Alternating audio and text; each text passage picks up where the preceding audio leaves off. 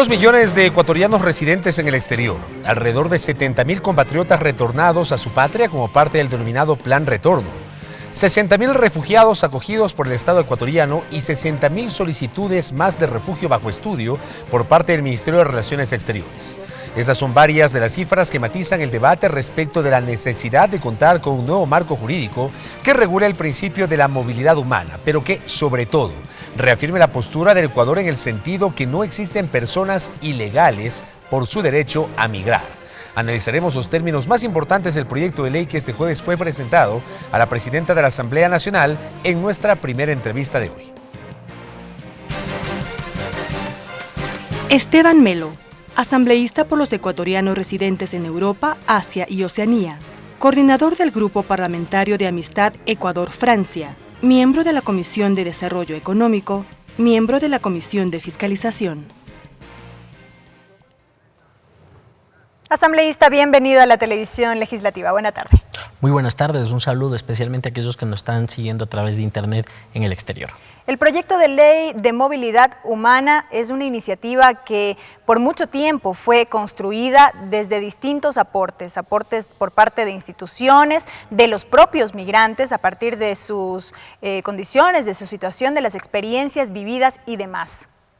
Efectivamente, la ley de movilidad humana nosotros la construimos en conjunto con el Ejecutivo y con otras instituciones, también con el aporte de distintas organizaciones sociales. Es una necesidad urgente. Miren, el marco jurídico que actualmente está en vigencia data de los años 70, se contrapone a nuestra Constitución y tiene normas, leyes discriminatorias, caducas.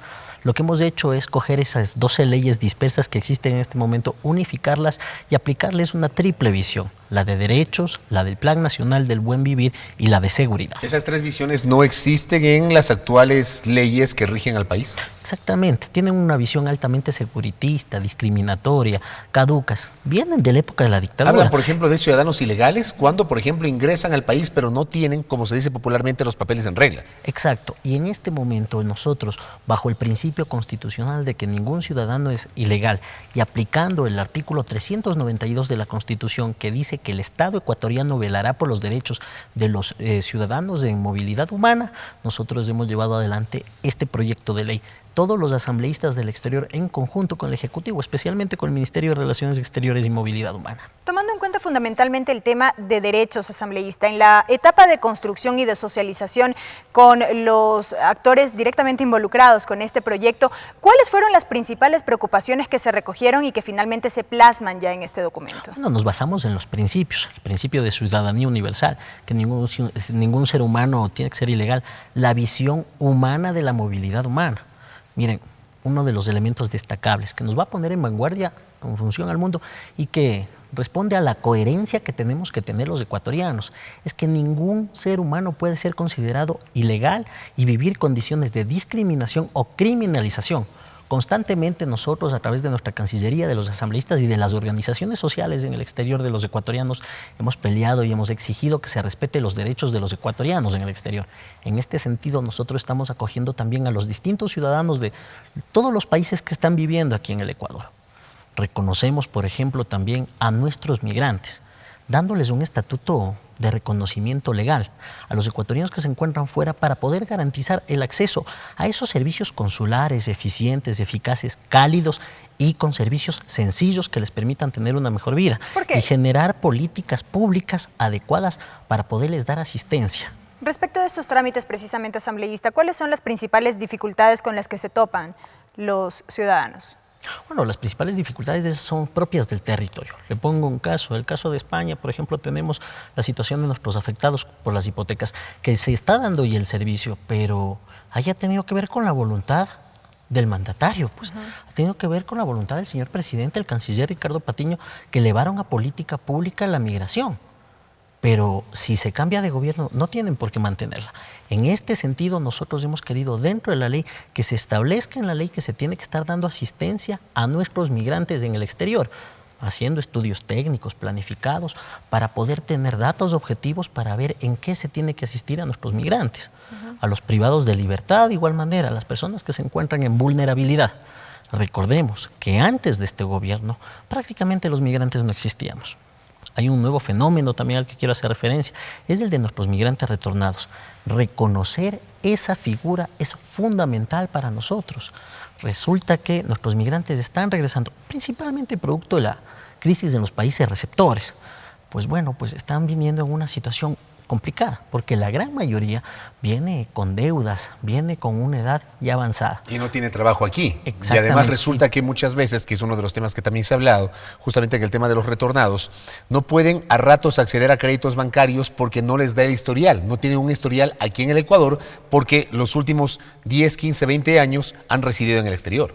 Exactamente, pese a que nosotros ya hemos legislado, por ejemplo, en el Código Monetario y Financiero, donde estamos esperando ya la reunión con la Junta Reguladora para que se establezca ese reglamento que tiene que emitirse a las entidades financieras públicas y privadas para que puedan tener acceso a crédito, pese a que también en la Ley para Incrementos a la Productividad y Lucha contra el Fraude Fiscal se estableció un incentivo fiscal en el cual se puede contratar de mejor manera a nuestros migrantes retornados mayores de 45 años. Necesitamos reforzar, porque hay dificultades en el retorno y necesitamos también que esa reinserción socioeconómica, cultural que viven nuestros migrantes sea acogida no solo por el Estado central, sino también por las prefecturas, las alcaldías, por todos los gobiernos autónomos descentralizados que van a tener competencias y van a tener que generar también políticas públicas en este sentido. Usted nos ha hablado de la situación de los ecuatorianos residentes en el exterior, nos ha hablado de los migrantes retornados, de los ecuatorianos que han decidido regresar a su patria.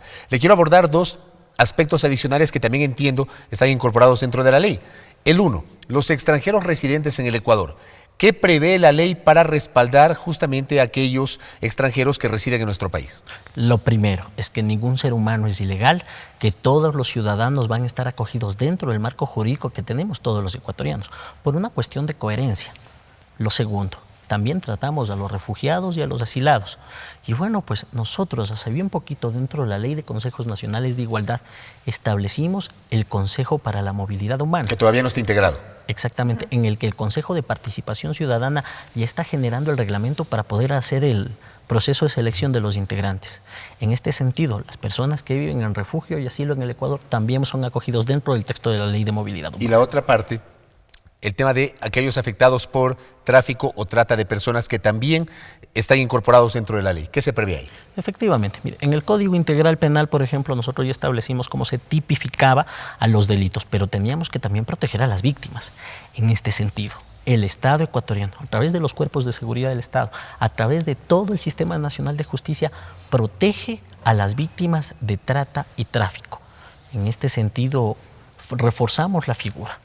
Hacemos que esta situación tan complicada y difícil se establezca de forma clara dentro del Sistema Nacional de Justicia para protegerles.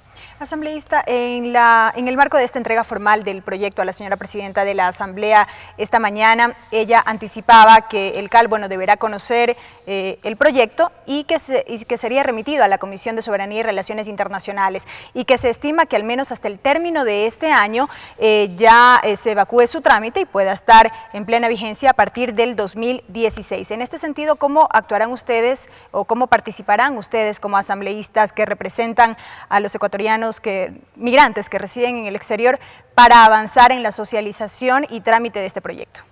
Bueno, en este sentido vamos a llevarnos la ley a territorio. Ya las leyes no se construyen desde el escritorio en cuatro paredes, se construyen con la ciudadanía, se construyen con los ecuatorianos, no solo aquí en el Ecuador, sino también en el exterior. En este sentido, nosotros el día de hoy ya hemos estado difundiendo a la comunidad ecuatoriana en el exterior los contenidos de la ley y les hemos estado diciendo que este es un borrador en el cual cada uno de los ecuatorianos puede ir aportando, independientemente de dónde se encuentre. Es la ley que nos va a servir a todos los ecuatorianos en un momento dado en el que decidamos viajar. Pero efectivamente hay expectativa de que este mismo año será aprobada la ley. Sí, la expectativa que tenemos en este momento, lo que tenemos es un borrador que tenemos que discutir entre todos y todas. Lo que buscamos es que esta ley sea un hecho, una realidad. Es prioritaria y es urgente. ¿Por qué? Porque tenemos leyes de los años 70, pues, y por otro lado tenemos que responder a esa necesidad, a esa deuda social que tiene el Estado ecuatoriano con todos nuestros migrantes. ¿Esta ley tiene iniciativa legislativa o es aquella que también está preparando el Ministerio de Relaciones Exteriores? Mire, Esta ley es la que hemos trabajado en conjunto los asambleístas junto con con la el Cancillería. Ministerio de Relaciones Exteriores. Pero tiene iniciativa pero no legislativa. Solo con exactamente, no solo con el Ministerio de Relaciones Exteriores, sino con distintas instituciones en las cuales hemos participado en una mesa. Es una iniciativa legislativa en la cual hemos trabajado en conjunto el Ejecutivo, el Legislativo y organizaciones sociales. Asambleísta, gracias por la gentileza. Muy Muchísimas gracias a ustedes. Esteban Melo, quien es asambleísta en representación de los ecuatorianos residentes en Europa, Asia y Oceanía, y que conjuntamente con los otros 5 legisladores que representan a los migrantes ecuatorianos, más la asambleísta nacional Linda Machuca, entregaron pues a la presidenta de la Asamblea Nacional, Gabriela Rivadeneira, el texto de este proyecto de ley de movilidad humana.